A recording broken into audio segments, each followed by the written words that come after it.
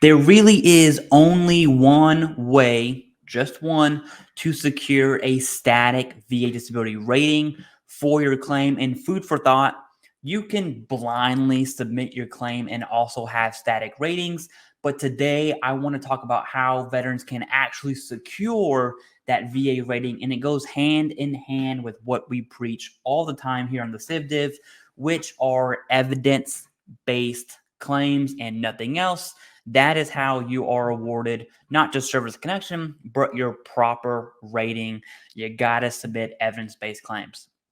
So, for static VA ratings, and if you have no idea what that is, I'm going to explain it here in a sec towards the end. And by the way, if you get value from this channel, watch this video all the way through, hit like and subscribe, do all the things, and it helps make sure this video gets into the hands of veterans that need it. Now, for static ratings, it's simply chronic conditions, chronic keyword there, that aren't going to get better over the veteran span of life.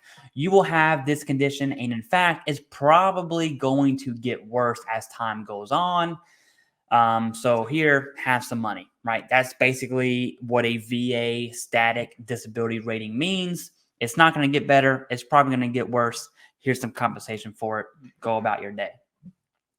The way to get a static VA rating is by providing evidence for how long you've had that disability and show the VA how that disability has progressed or regressed. So, for instance, if you had a mental health condition back in 2010, you went in for treatment or medication or whatever that looks like for you, and now, hallelujah, you've been healed and you no longer are depressed. It's a miracle. Then that evidence would show the VA that your disability is not static. And in fact, in that scenario, you'd probably rate the 0% for mental health as it stands right now. That's one story. I say that because I want you to frame on what it should look like. On the opposite hand, what it should look like is you speak about your mental health back in 2010 and your records show that you've been dealing with depression, you've taken medication, you've gone to therapy, you can manage your symptoms a bit better, sure, and that helps you live your life, but in reality, you are still depressed. Over the years, your evidence show a steep decline in the enjoyment of your life, activities, whatever that looks like for you, and now you've submitted your claim. You have a chronic diagnosed condition back from 2010.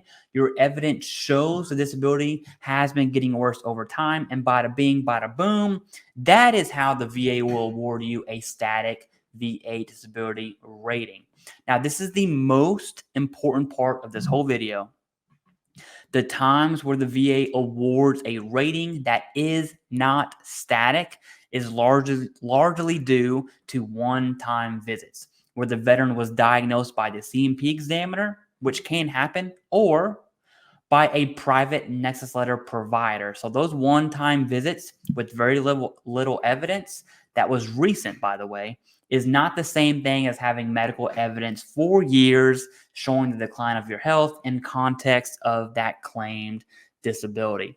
People ask me all the time how to get static VA disability ratings, and the answer is your evidence will do that for you. There really isn't anything that you can do to suggest your condition is static. Your evidence does the talking for you. The issue is veterans don't want to hear someone tell them that they have to have evidence, and they would much rather be fed what they want to hear instead of what they need to hear. And that's kind of my rant for this video. All right. You got to submit evidence-based claims. If you don't, you get what's coming to you. And that's just, you either go through the VA process or you don't. And that's what it is. That's what we have to work with. So we're going to submit those evidence-based claims. Now, back to static VA ratings.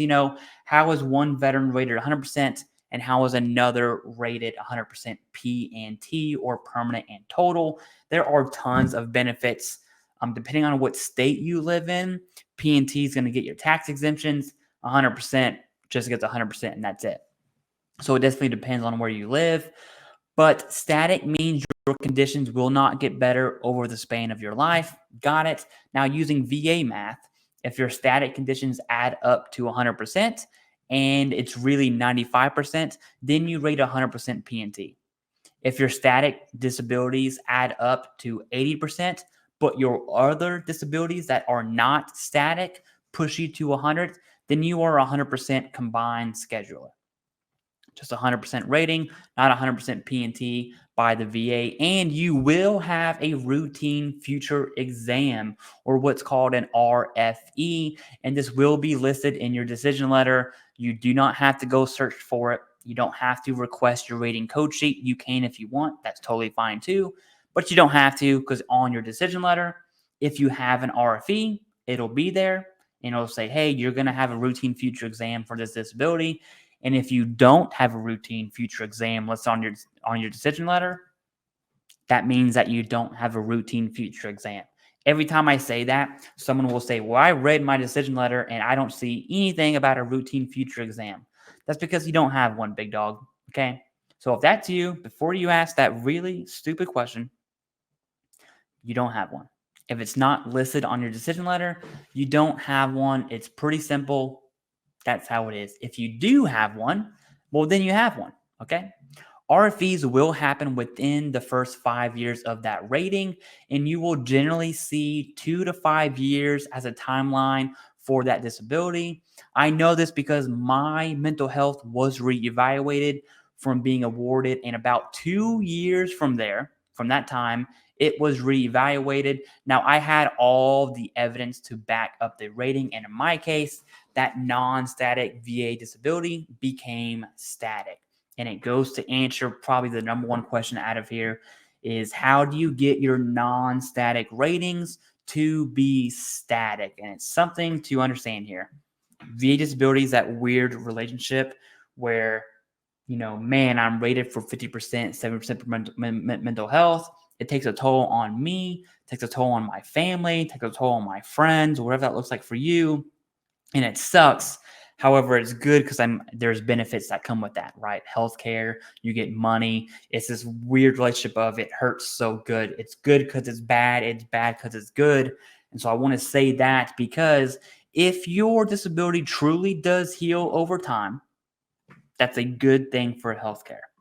Bad thing for VA benefits, good thing for healthcare. If your disability does not heal over time, okay, it's bad for your healthcare, good for your benefits. That's what I'm trying to explain here. And how do you get that rating that non-static rating to be static? It's with medical evidence. The answer for most VA disability related questions goes back to one thing. 99% of the time, the answer is going to be medical evidence. Medical evidence is king when it comes to VA disability claims and having the proper VA disability rating.